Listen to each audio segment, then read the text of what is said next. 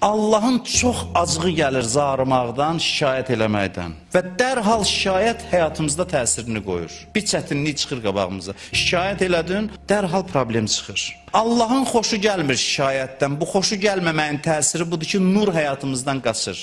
Diqqətli olsaz görərsiniz. Bunun üçün bərzəx gözü lazım deyil, qeyb gözü lazım deyil. Hədisdə var, bir adam şikayət eləyirsə, problemlərindən danışırsa, Allah da deyir ki, istəyirsən mən də sənin abru aparım, günahları deyim, cəmaat bilsin. Niyə məndən şikayət eləyirsən? İlahi, mən səndən şikayət eləmirəm, sadəcə problemlərdən danışıram. Demədim ki, səndə nəuzubillah günah. Başıma gələn işlərdən, problemlərdən danışıram. Allah deyir, yox.